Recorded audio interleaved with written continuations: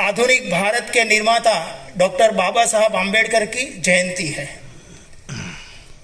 हम सब जानते हैं कि बाबा साहब आम्बेडकर ने,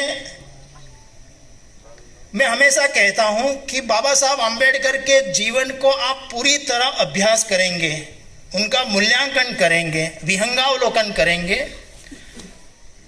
तो हमारे ध्यान में आता है कि इस महापुरुष ने अपने जीवन में दो ही केंद्र बिंदु रखे थे। एक था हमारा जो वंचित वर्ग है, इस वंचित वर्ग के लिए अपना पूरा जीवन समर्पित कर दिया, और दूसरा उनका जीवन का केंद्र बिंदु था, वो था राष्ट्रहित सर्वोपरि, नेशन फर्स्ट।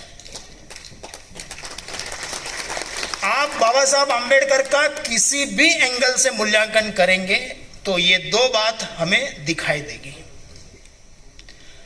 बाबा साहब आम्बेडकर जब कोलंबिया यूनिवर्सिटी में थे तब उन्होंने एक निबंध लिखा था, भारत में जातियां। युवावस्था थी,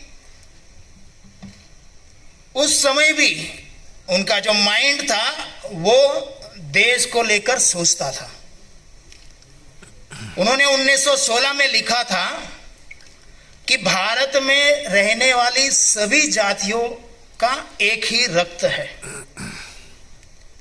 यहां सांस्कृतिक स्तर पर भारत एक है,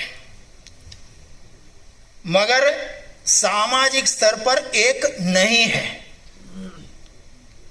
और जिस राष्ट्र का सामाजिक जीवन एक नहीं है, वो राष्ट्र गुलामी की जंजीरों में जकड़ जाता है। अब 1916 में बाबा साहब आम्बेडकर ने यह बात कही थी, तब उनको भी पता नहीं था, मगर ये दृष्टा होते हैं महापुरुष। जब उन्होंने संविधान बनाया तो संविधान में समग्र भारत में रहने वाला सामाजिक दर्शन उन्होंने संविधान में प्रस्तुत किया। बाबा साहब आम्बेडकर जब सभी डिग्रियां लेकर भारत आए वापस, तब उन्होंने मूक नायक नाम का एक सामयिक प्रारंभ किया था जनवरी 1921 में। अपने पहले ही अंक में बाबा साहब आम्बेडकर ने लिखा, उनका जो जीवन, उनके अंतर